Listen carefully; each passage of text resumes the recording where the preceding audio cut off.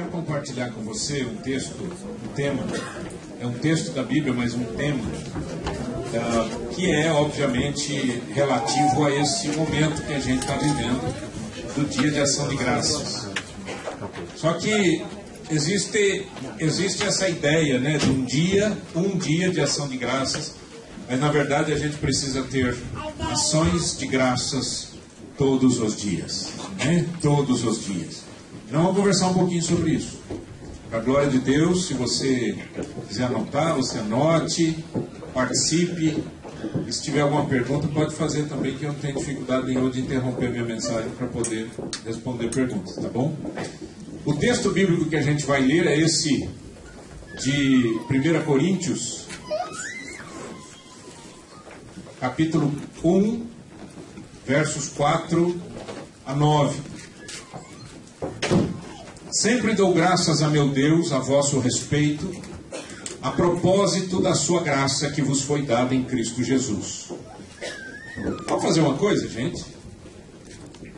Vamos ler juntos? Tá? Tá dando para ler aí do fundo? Dá para ler, né? Vamos ler juntos? Sempre dou graças a meu Deus a vosso respeito, a propósito da sua graça que vos foi dada em Cristo Jesus. Porque em tudo fostes enriquecidos nele, em toda a palavra e em todo conhecimento, assim como o testemunho de Cristo tem sido confirmado em vós, de maneira que não vos falte nenhum dom, aguardando vós a revelação de nosso Senhor Jesus Cristo, o qual também vos confirmará até ao fim, para serdes irrepreensíveis no dia de nosso Senhor Jesus Cristo. Fiel é Deus, pelo qual fostes chamados à comunhão de seu Filho Jesus Cristo, nosso Senhor. Amém? Vamos orar mais uma vez. Pai, em nome de Jesus, é a tua palavra, e o que nós buscamos nesta noite, Senhor, pelo menos é o meu coração pedindo isso, Senhor, é que o Senhor fale poderosamente conosco, que o Senhor aplique esse texto ao nosso coração. Afasta de nós toda distração, todo sono, todo cansaço, tudo aquilo que possa, Senhor, tirar a nossa atenção da tua palavra. Dá-nos a bênção de crescermos nesta hora em nome de Jesus. Amém e amém. A palavra de Deus fala muito sobre ações de graças. E eu quero falar um pouquinho com você sobre fundamentos das ações de graças. Mas antes disso, para a gente entender um pouquinho melhor, né, aquilo que se chama o Dia de Ação de Graças. É claro que podem existir outras informações, e também nunca ninguém sabe no fundo exatamente da onde as coisas são. Mas em 1621, homens desta cidade lá em Massachusetts, palavrinha difícil de falar, né? Eles tiveram muitas dificuldades e a colheita não estava boa, mas eles tiveram depois uma boa colheita de milho no verão de 1621 e mataram patos, perus, cozinharam peixes e milho.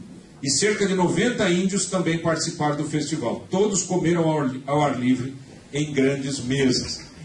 Dizem que então, a partir disso, e obviamente anos foram passando e etc., muito tempo, você imagina, né? Mas aí depois acabou se tornando o Dia de Ação de Graças nos Estados Unidos. No Canadá existem algumas versões, uma delas é que em 1578, este homem, Martin, ele agradeceu a Deus por sobreviver a uma longa viagem. Ele estava fazendo aquela viagem da Inglaterra, passando para o noroeste para tentar alcançar as Índias, né, por cima, e muito gelo, muito problema, perderam o navio, etc.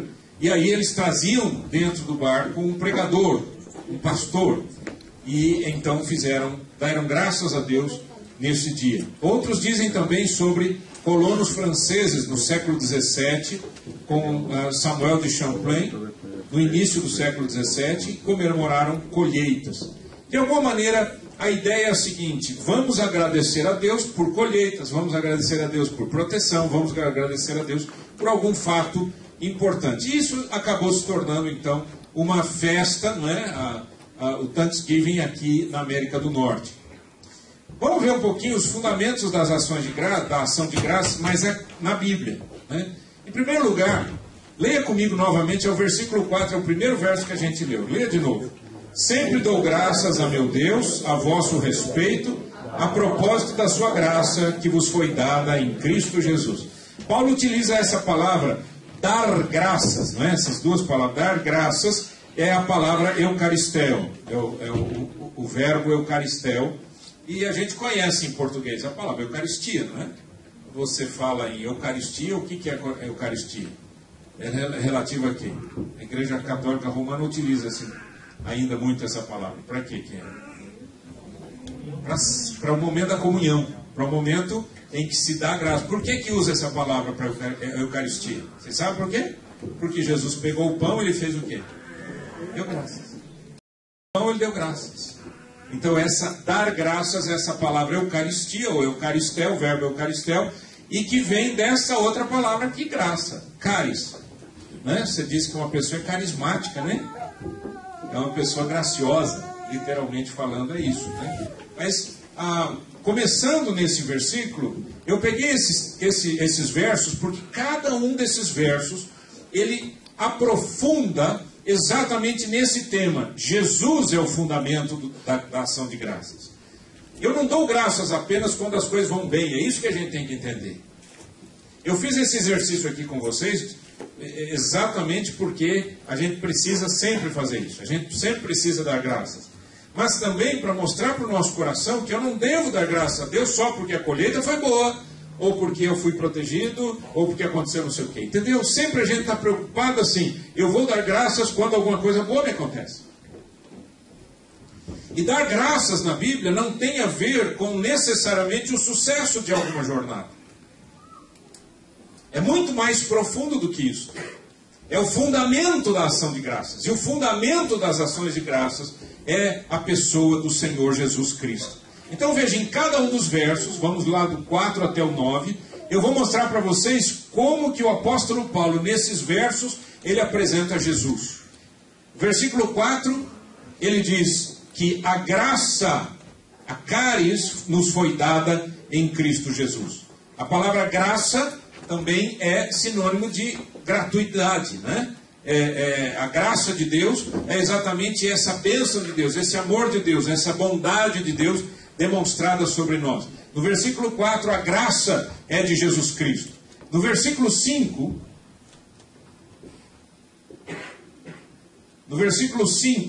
diz que nele, está falando de Cristo, porque em tudo fostes enriquecidos em Cristo.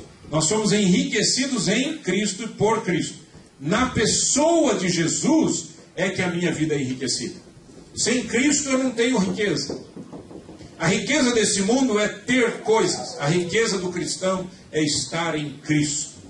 No versículo 6 fala que o testemunho é de Cristo. Assim como o testemunho de Cristo tem sido confirmado em vós. Essa palavra é uma palavra muito interessante. Ela quer dizer testemunho mesmo, né, no grego. Mas em português nós temos uma palavra que nasce desta palavra grega. E que é a palavra martírio. Martírio, porque a palavra grega é de mártir, de martírios, né? Mas é no sentido mesmo daquele que estava lá, aquele que estava presente. Tá? No versículo 7, diz o texto, versículo 7, de maneira que não vos falte nenhum dom, aguardando vós a revelação de nosso Senhor Jesus Cristo. A revelação de nosso Senhor Jesus Cristo. Novamente, está vendo que Paulo está falando de Jesus em cada versículo? No versículo 8 ele diz, o qual também vos confirmará até o fim, para serdes irrepreensíveis no dia de quem? Do Senhor Jesus. Ele está falando da volta de Cristo. Quando a Bíblia fala o dia de Cristo, o dia de Deus, está falando da volta do Senhor Jesus. E no versículo 9, ele diz que fiel é Deus pelo qual foste chamados à comunhão de seu Filho Jesus Cristo, nosso Senhor. Em cada um dos versos, Paulo apresenta que a ação de graças tem como fundamento uma pessoa e não ações. Vocês estão entendendo? Porque senão a gente fica achando que eu devo dar graças quando alguma coisa boa acontece na minha vida. E quando alguma coisa ruim acontece na minha vida, o que eu faço? Eu devo dar graças por quê? porque a coisa foi boa ou ruim, não, porque eu estou em Cristo. Porque em Cristo eu consigo passar pela luta, porque em Cristo eu consigo vencer, porque estando em Cristo eu tenho a força que eu preciso para viver. E segunda coisa que é importante na ação de graça é a palavra de Deus. Versículo 5, leia comigo, por favor. Porque em tudo fostes enriquecidos nele, em toda a palavra e em todo conhecimento. Paulo diz que há uma riqueza em Cristo de conhecermos a palavra. Então veja, Colossenses, uma outra carta do apóstolo Paulo, ele diz no versículo 16 e 17, você pode ler comigo, por favor, vamos lá? Habite ricamente em vós a palavra de Cristo, instruí-vos e aconselhai-vos mutuamente em toda a sabedoria, louvando a Deus com salmos e hinos e cânticos espirituais, com gratidão em vosso coração. E tudo o que fizerdes, seja em palavra, seja em ação, fazei-o em nome do Senhor Jesus, dando por ele graças a Deus Pai. Em tudo que eu fizer, eu devo dar graças a Deus. Agora, para eu viver esse nível de vida, gente, vamos falar a verdade, isso é um nível espiritual. É um nível de vida. Porque eu vou mostrar daqui a pouquinho qual que é a prática da sociedade moderna, né? Mas em todo tempo, para você viver assim, você precisa ter isso aqui, ó. Habite ricamente em vós a palavra de Cristo.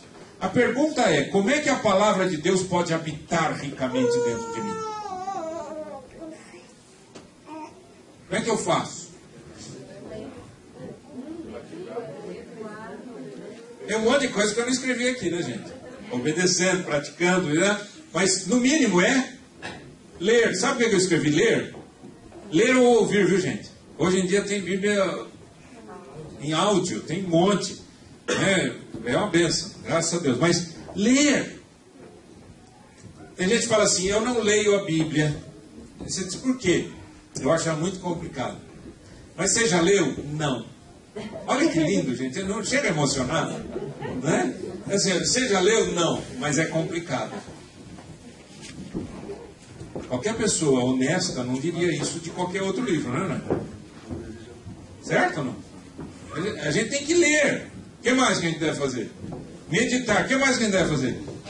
Guardar no coração. E depois vem obedecer, praticar, etc. Mas guardar no coração, a gente tem uma palavra em português para isso. Como é que fala? Decor, né? Vem do latim coração. Decoração. Guarda no coração essa palavra. Decorar a Bíblia. Ai, pastor, aí piorou um pouquinho. Eu não decoro nem meu endereço. Não sei o número do meu telefone. Não sei o número de nada. Então deixa eu explicar uma coisa para vocês. Eu nunca parei na frente da Bíblia para decorar a Bíblia. Do jeito que as pessoas decoram um texto para falar no teatrinho da escola. Certo? Eu nunca fiz isso. Você sabe como é que a palavra de Deus foi entrando dentro de mim? Eu tenho vários textos de decor na minha cabeça. Eu ia lendo e ia comentando com alguém. Comentava com as pessoas. Quer ver uma coisa interessante? O texto diz que a gente deve... Olha aqui, ó. Instruí-vos. Instruí-vos. O que é instruir? É ensinar, é compartilhar a palavra em todo o tempo.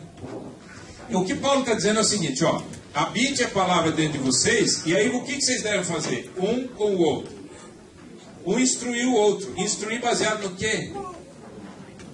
Mas se você não lê a Bíblia, vai instruir o quê, gente? Não funciona, né? A gente instrui na palavra. A palavra de Deus é a base da vida, né? Eu gosto de todo tipo de reunião que tem. Todo tipo. Vamos ter uma reunião de abrir o coração, tá bom. Vamos ter uma reunião de cantar só, tá bom. Vamos ter uma reunião para tomar cafezinho, tá bom. Mas sempre tem que ter a Bíblia na jogada. Por quê? Porque senão não tem instrução, eu não cresço. Você já viu uma pessoa crescer espiritualmente e tomar cafezinho na casa dos outros? Gente, dá gastrite às vezes. Às vezes a pessoa tem problema de estômago. Mas cresceu espiritualmente. Nossa, cresci espiritualmente. Por quê? Porque eu ia na casa do fulano, lá a gente comia. Nossa, a gente fazia pão de queijo. Nossa, era uma festa. E Você sabe quando que você cresce? Quando você percebe se você cresceu ou não? Quando bate a primeira tribulação na sua vida. Quando o problema agrava-se. Quando você está aqui no Canadá feliz da vida e você recebe o telefonema de uma pessoa muito querida no Brasil que está morrendo. Aí você percebe que cafezinho, reuniãozinha, não sei o que, não resolveu nada. Se você não tem a palavra no seu coração guardada dentro de você, você amolece e enfraquece. Quem já teve essa experiência sem vergonha? Sem vergonha de explicar, de falar. Quem já teve essa experiência? Ninguém. Todos vocês são muito maduros. Eu vou embora do Canadá. Eu pensei que aqui nós tivemos pessoas que estão querendo crescer. Estão querendo crescer? Quem quer crescer? Levanta a mão. Gente, a gente precisa disso, amados. A gente precisa se instruir um ao outro. Sabe uma coisa que sempre me entristeceu? Desde que eu era jovem. Eu me converti, tinha 18 anos. Mas eu ficava chateado. Que eu ia em reunião da moçada, da mocidade da igreja, e o pessoal falava de tudo menos de Deus. De tudo menos da vida espiritual. De tudo. Sabe por quê? Eles dividiam na mente deles. Culto é culto. Vida é vida. Eu dizia, mas gente, não é assim. O culto é apenas uma reunião comunitária. Culto de verdade, vocês querem que eu diga para vocês o que é culto de verdade? 24 horas por dia. Se eu não tiver uma vida com Deus 24 horas por dia, não adianta eu vir aqui domingo. Ai, pastor, não venho mais. Não é isso. Acerta a sua vida. Resolva as coisas. É ou não é? Culto é uma expressão de vida, é o dia a dia. Eu agradeço a Deus trabalhando aqui, trabalhando ali, andando de metrô, pisando na neve, pisando no vidro, no gelo. Vou falar vidro, não parece vidro, né? É ou não é? No frio, no calor, a minha vida tem que ser uma expressão daquilo que eu acredito, daquilo que eu tenho de fé. Por isso que Paulo diz, vocês devem se instruir mutuamente. O que mais que ele fala? Vocês devem se aconselhar mutuamente. Agora aqui eu preciso ajudar vocês. Vocês não vão gostar do que eu vou falar, eu acho. Algumas pessoas não vão gostar. Mas eu vou falar. É o seguinte. Não abra seu coração para qualquer pessoa. Eu conversei com a irmãzinha na igreja, abri meu coração, falei tudo. Eu contei o que eu nunca tinha contado nem pro meu marido. Cuidado. Todo mundo aqui é ser humano, certo ou não? Tem alguém aqui que não é ser humano? Levanta a mão. Não, todos somos seres humanos. Todos temos as nossas lutas, as nossas dificuldades. Nem todo mundo está maduro na fé para pegar um problema, ouvir uma situação difícil e ajoelhar e clamar ao Senhor. A maioria não faz isso. E muita gente, não vamos falar muita gente para não ficar chato, pouca gente vai compartilhar com outra pessoa o seu grande e íntimo segredo. E sabe como é que eles fazem? Para tirar o peso da consciência e não chamar de fofoca? Faz um pedido de oração. Jean, você ora. Olha, o Marcelo falou um negócio, cara, para mim. É íntimo, ele falou que eu não posso falar para ninguém. Mas eu estou falando para você que você é meu companheiro de oração. Mas se ele falou que não era para contar para ninguém, por que eu estou contando? Porque eu sou fofoqueiro. A gente tem que aprender a dar nome aos bois, viu, gente? Desculpa o termo. Mas é dar nome ao pecado. Pecado é pecado. Mas é que eu estava... meu coração ficou amargurado. Já ouvi isso, hein? Meu coração ficou amargurado, eu ouvi aquela situação. Eu me senti tão mal que eu falei, alguém precisa orar por mim. Então peço oração por você e não conta a história. Isso não é aconselhai-vos aqui. Esse aconselhai-vos, ele fala em sabedoria. Ajudar a pessoa a viver. Deixa eu falar para você a diferença entre sabedoria e conhecimento. Conhecimento é o quê? Sabedoria é como. Então assim, o que eu devo fazer é conhecimento que você tem que adquirir nas Escrituras. Como eu devo viver é sabedoria que você adquire na palavra de Deus e adquire com as pessoas mais maduras. Então, aconselhar-se mutuamente em sabedoria significa: rapaz, eu preciso de ajuda, eu não sei o que fazer. Aí você vai dizer: eu também não sei, mas a Bíblia diz assim, assim, assim. Puxa, é verdade, eu não sabia desse texto. Então, vamos orar juntos por isso. Amém. Eu estou um aconselhando o outro em sabedoria. Deu para entender a diferença? Sim ou não? Faz assim. Assim, assim, assim ou não? Assim, ó, não sei.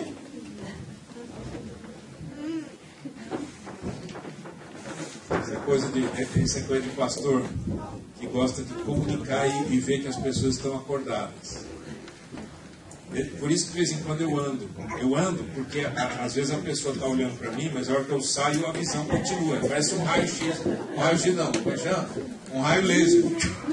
Vai direto para algum lugar porque a pessoa dormiu com os olhos abertos. Então, por isso que eu devia dar uma mexida para ver se acontece.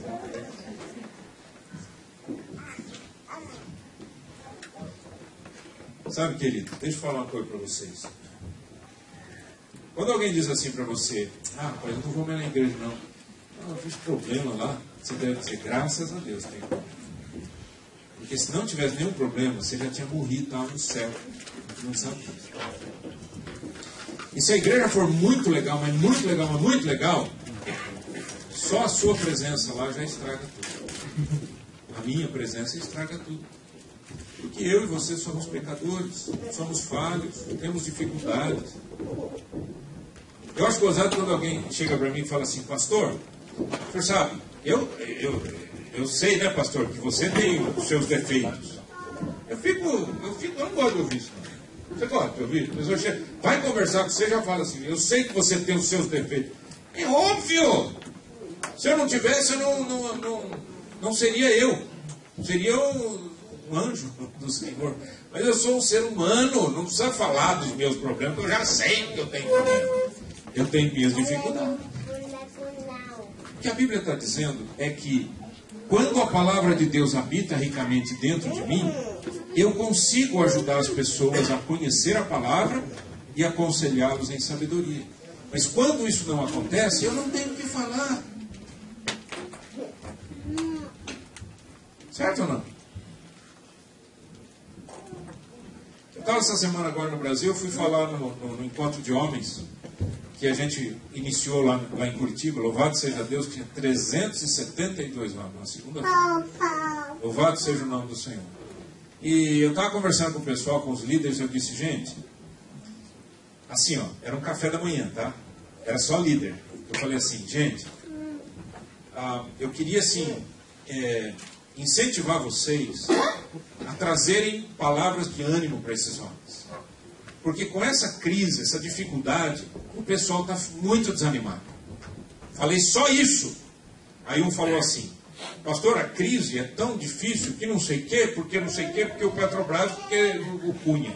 Aí o outro já falou: porque a coisa está fechando e não sei o quê. O outro já falou: eu estava numa cidade, tinha 60% dos imóveis já estavam para alugar. O outro falou...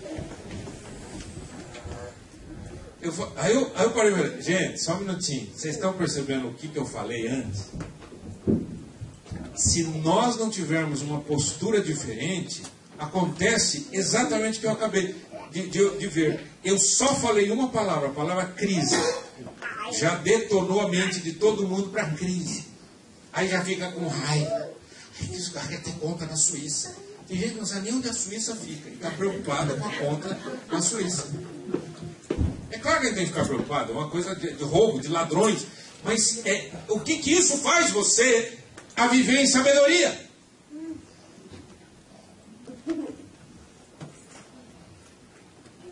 Entendeu?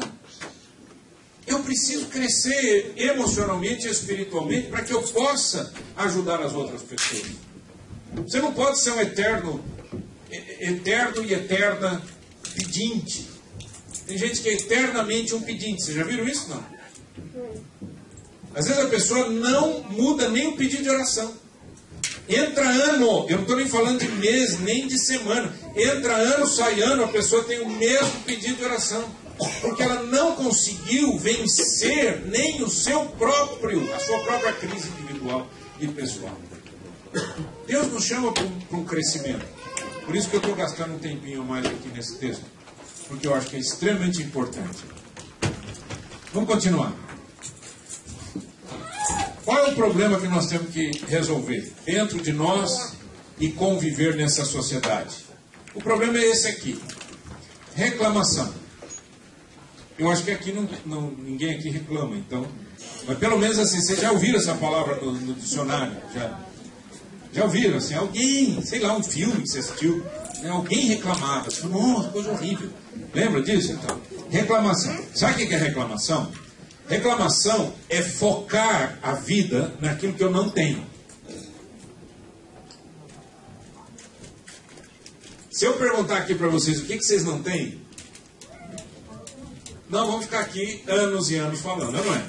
Eu não tenho, não é verdade? Por exemplo, eu não tenho cabelo. Não é um negócio sério? Não é verdade? Não, a inocência está aí. Olha lá, ó, Fernandinho, meu filho. As coisas estão na luta, nós estamos na luta, mas tem uma dificuldade, né? Uma dificuldade. E o pior não é isso, o pior é que eu continuo penteando. E eu passo aqueles negócios, aquelas coisas. Eu tenho um negócio que eu passo graxa de sapato. Só que eu não gosto de tirar fotografia. Porque a câmera não pega a meia dúzia de fios que eu tenho aqui em cima. Então eu fico absolutamente careca. É uma coisa terrível. Parece uma brincadeira, e é uma brincadeira que eu estou fazendo, obviamente, mas não é exatamente isso que a gente faz.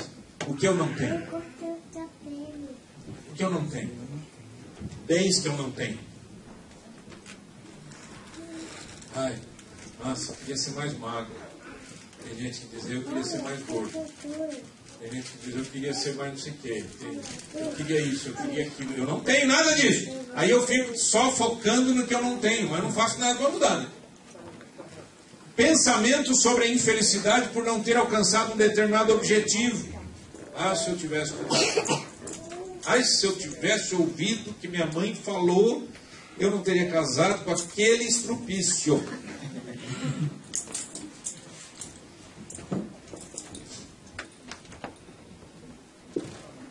Não é?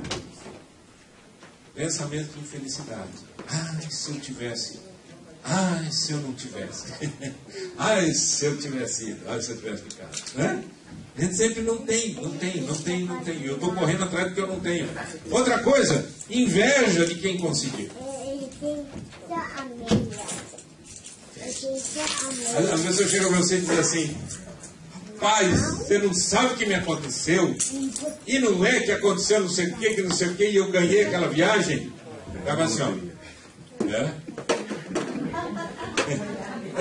É um olhar horrível, né? Ah. Eu espero que você curta bem esse momento da sua vida. Viu, Mari e Fábio? Eu perguntei para ela. Perguntei ou não perguntei? Eu falei, viu, Fábio? Eu perguntei para ela. Eu falei, escuta, o cara lá, trabalhando lá no negócio, avião, essas coisas, esse negócio de avião aí tem. Rolou uma viagem? Rolou, pastor. Eu fiquei feliz dali. Falei, glória a Deus. Aleluia. A Bíblia diz, alegrai-vos com os que se alegram. Chorai com os que... Isso é uma igreja. Isso é uma igreja, né? Chorar a gente já chora mais fácil mesmo, né? Mas se alegrar só quando você não reclama da vida. Agora, o que reclamação traz? Ansiedade. O que é ansiedade? Eu vou dar uma definição para você nunca mais esquecer na sua vida.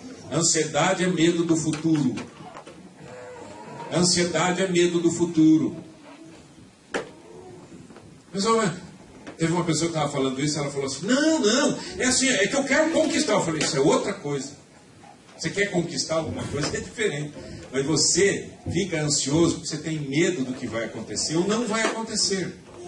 E você cria uma fantasia. Quem é que sabe o que vai acontecer amanhã? Levanta a mão. Ninguém. Eu também não, ninguém sabe. Mas Deus sabe, não é verdade? Eu não sei. Mas amanhã é outro dia. O que vai acontecer depois é outro dia. Eu preciso aprender a fazer isso aqui, ó. Dar graças. Porque quando eu dou graças, eu foco no que eu tenho. Não no que eu não tenho. Eu foco no que eu tenho.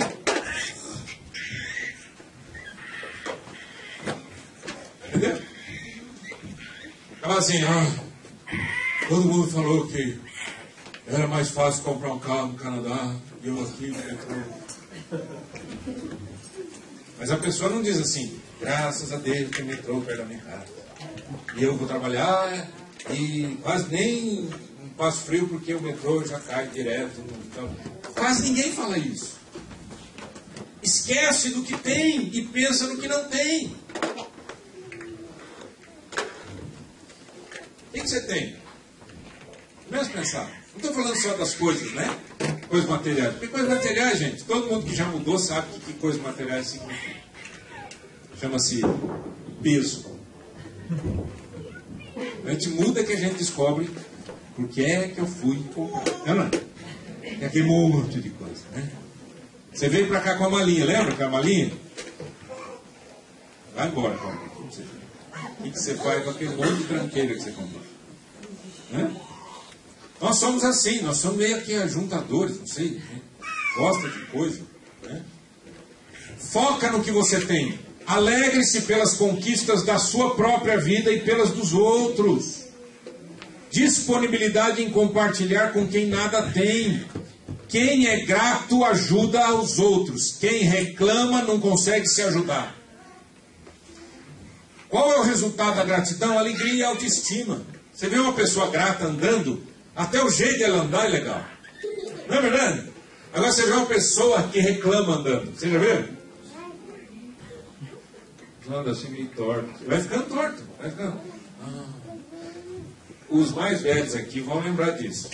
Seu Paulo, você vai lembrar disso, não é porque o senhor é mais velho, mas é porque nós conhecemos essa coisa. Lembra daquele desenho da hiena? Hã? Vocês são jovens, já viram também? Eu não acredito.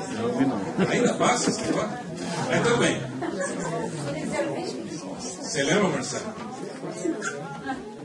Você tinha nascido. Muito bem. Como é que a hiena fazia? Ó vida, ó céu, ó Zé. Não é verdade? Aquilo é fantástico para ensinar para as pessoas. Olha, não seja uma hiena. Mas é exatamente isso que as pessoas fazem. A maioria das pessoas reclama e vive ansiedade. Gente, o pessoal fala assim, ansiedade é o mal do século. Vocês já viram isso? Ansiedade, depressão? Por quê? Porque a pessoa fica só focando no que não tem. E aí tem aquilo que se chama de doença psicossomática. Psique do grego, mente ou alma, soma, corpo. A mente faz o corpo ficar doente. Pessoal, você já viu uma pessoa que fala assim, acordei travado? Parece um robô, né? Acordei travado. Aí você fala, o que aconteceu? Não sei, estava travado. Acordei só abriu o olho. Não dá mais para mexer em nada. Ô, Jesus, do jeito de corte. Aí a gente pergunta o quê, professor? Como é que você foi dormir? Eu demorei um pouquinho para dormir, deitei às 9.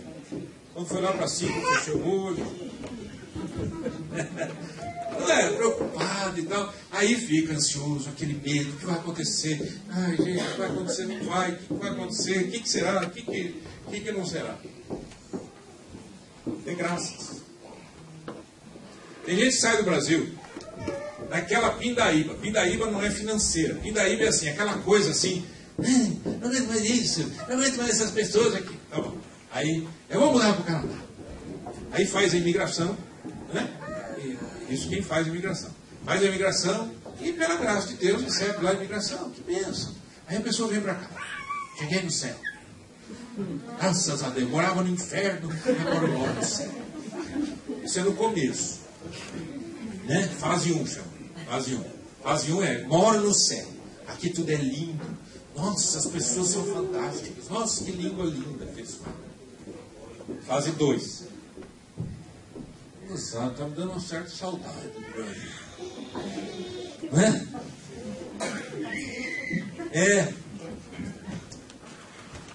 Tempo atrás, né?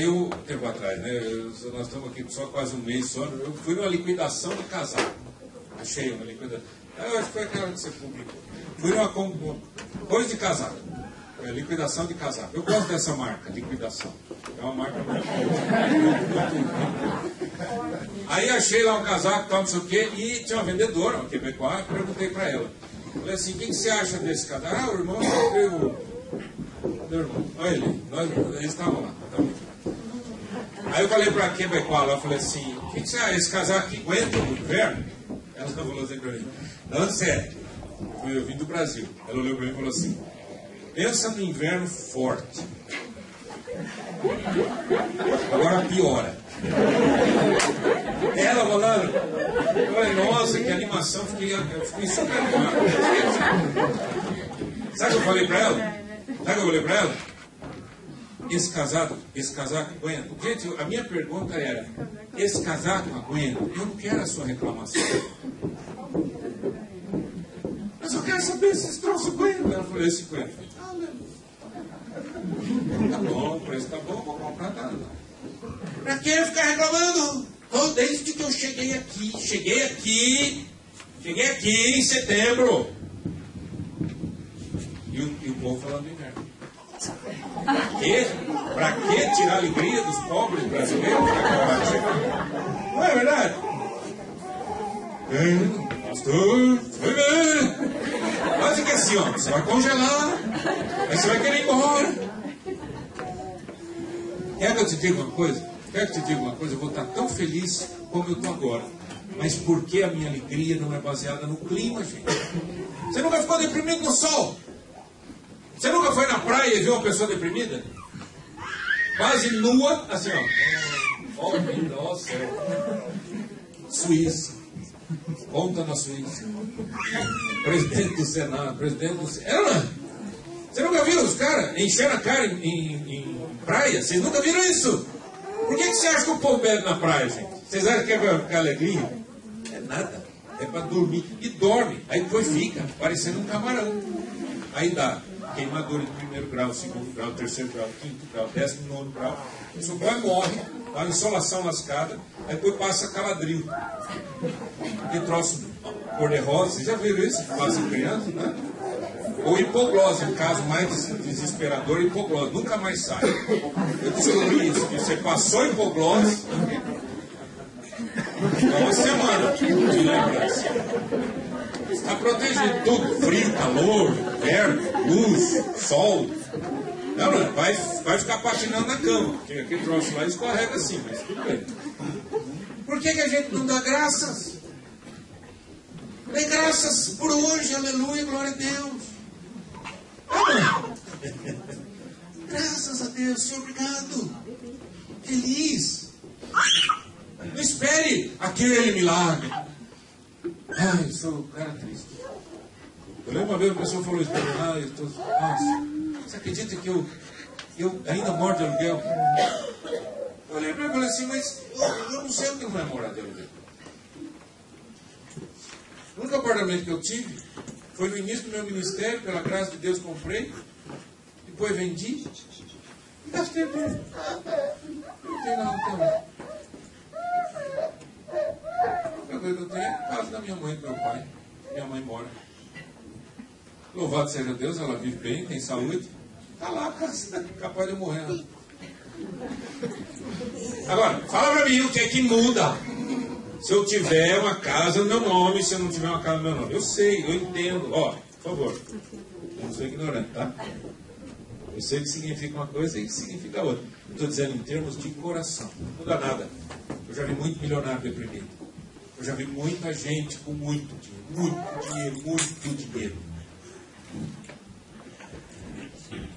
Já tive amigos milionários. Gente com muito dinheiro. E que não significava absolutamente nada para eles. Que eram deprimidos, angustiados e ansiosos. Então não é o que eu tenho, o que eu não tenho. É dar graças pelo que você tem agora. Dê graças pelo que você tem agora. Amém ou não? Amém. Gente, vamos ver se vocês acreditam que eu vou falar. Eu não minto, tá? Em nome do Senhor Jesus, eu não minto. Então eu não preciso nem perguntar para vocês se vocês vão acreditar. Vão acreditar? Eu não minto. Esse ministério que eu comecei lá no Brasil, pela graça de Deus, E hoje nós temos mais de 300 homens toda semana se reunindo. 300 pessoas, homens, se reunindo. Estive lá agora, né? Como eu falei para vocês. Aí o pastor que estava lá no meu lugar, ele falou: ô, você vem, então, já que você vem, não sei o que, prega aí e tal, não sei o que. Eu falei: vou fazer, vou pregar. Fui, ministrei. Pergunta para mim se eu tive saudade. Alguém pergunta, por favor? Não. Não. Vou perguntar essa. Não tive um pingo de saudade, não vi a hora de entrar no avião e vir para Montreal. Para ver vocês.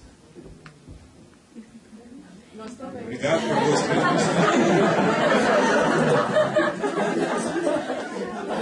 Eu acho que eu podia ter ficado. O que eu quero dizer para você é que se o seu coração, se você mudar a sua cabeça, gente, eu sei que estou gastando um tempinho a mais, segura aí, não vai embora, não. É muito importante isso que eu estou te falando, pelo seguinte, que isso pode mudar o seu estilo de vida. A gente precisa se alegrar com o que tem na hora que tem. Aleluia, glória a Deus. Ai, você acredita que eu tenho que ir de bicicleta? Glória a Deus, né, gente?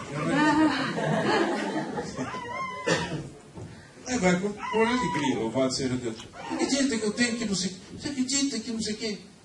Como eu estava falando, tem gente que veio para o Canadá, eu esqueci de falar uma coisa. Aí chega aqui, reclama de tudo.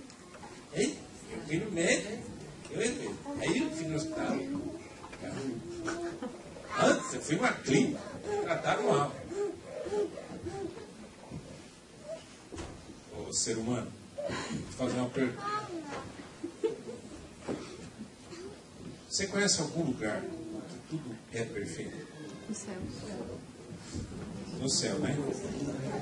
Se você quiser, a gente ora agora. É mais rápido.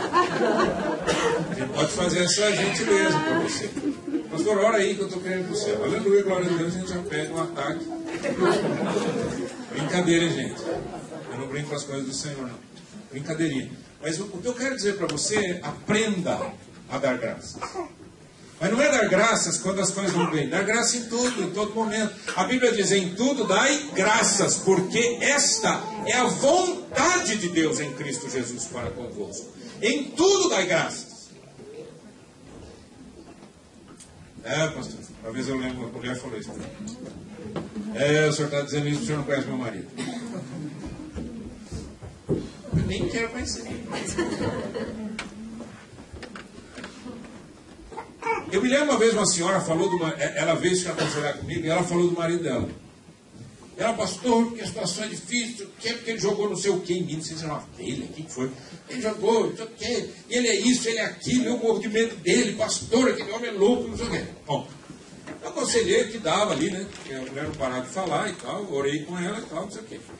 Quando foi no domingo, o homem apareceu na igreja. E eu falando e ele olhando para mim assim, ó. Vou despedir da esposa, despedir dos filhos.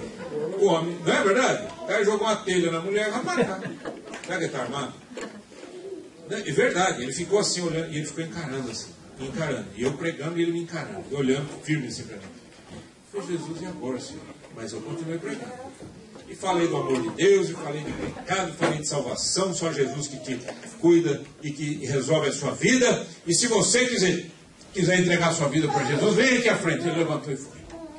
Chegou lá na frente, chorou, ajoelhou, clamou, pediu a Deus. Falei: já sei quem que é a cobra nessa relação. Se tornou um amigo querido, se converteu de verdade, entregou a vida para Jesus. Pastor, o que eu preciso é de paz, é de alegria, e aqui em Cristo eu encontro.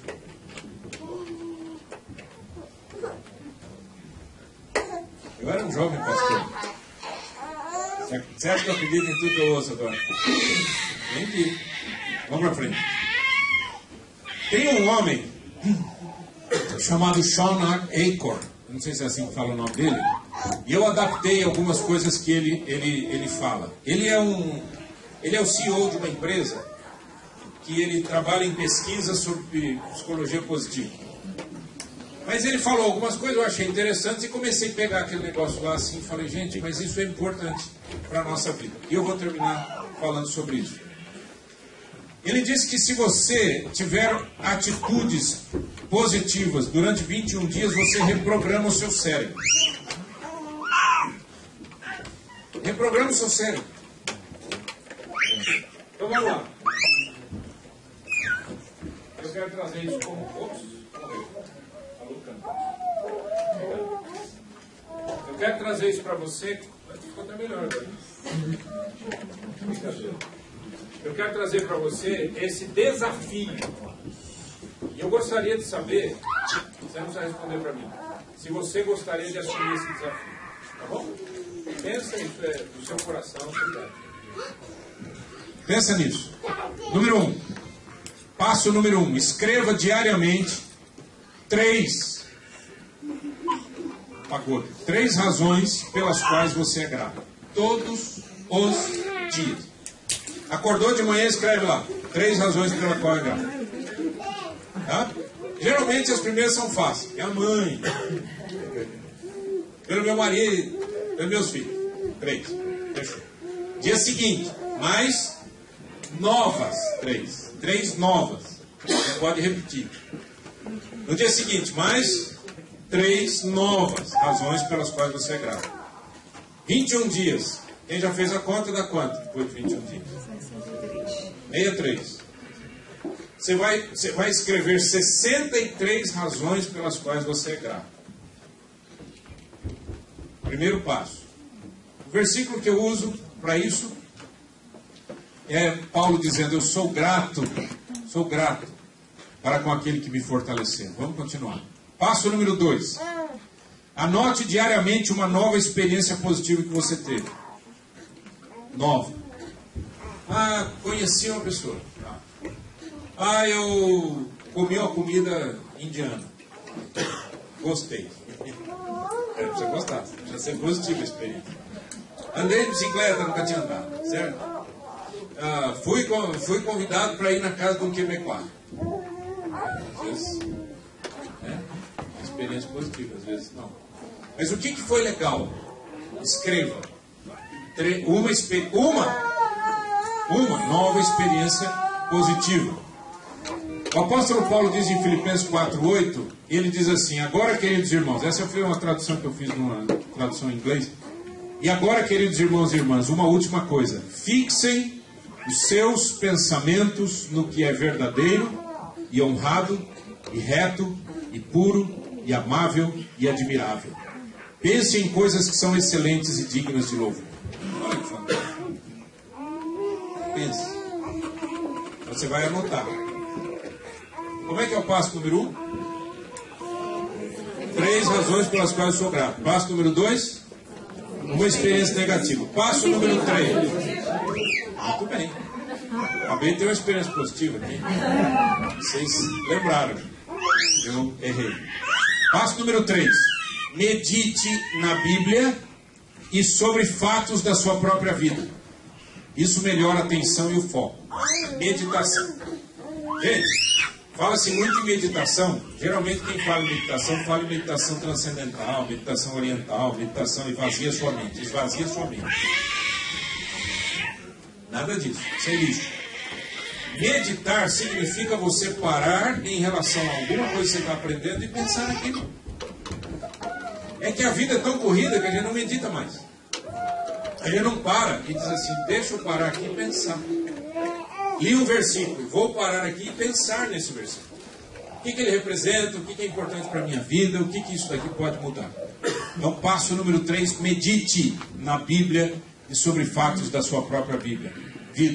A Bíblia diz em Josué 1:8, não cesses de falar deste livro da lei, antes medita nele quando? Dia e noite. A gente já falou sobre a palavra habitar no nosso coração.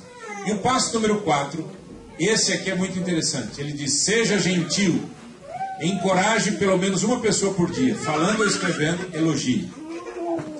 Quem é que trabalha muito com e-mail, essas coisas? WhatsApp, sei lá. Coisas que a gente escreve. Elogie pelo menos uma pessoa por dia.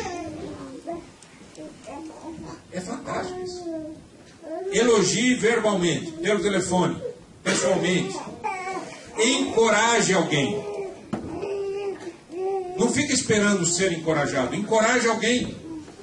Abra sua boca. Hoje, a hora que vocês levantarem daqui, a gente terminar o culto, ao invés de você sair assim, oi, Renato, bom, hein? Valeu, domingo que vem a gente se vê. Ao invés de você fazer isso, encoraje uma pessoa. Elogie uma pessoa. Nossa, o cabelo tá bonito, hein? Mas elogio, hein? Não é ironia. E nem inveja. Sapato bonito, hein? Deve ter que estar na nota. Isso é gente ruim. Servo de Deus não faz assim. Servo de Deus elogia, encoraja. Qual é o passo número 1? 3 razões pelas quais eu sou grato. Número 2.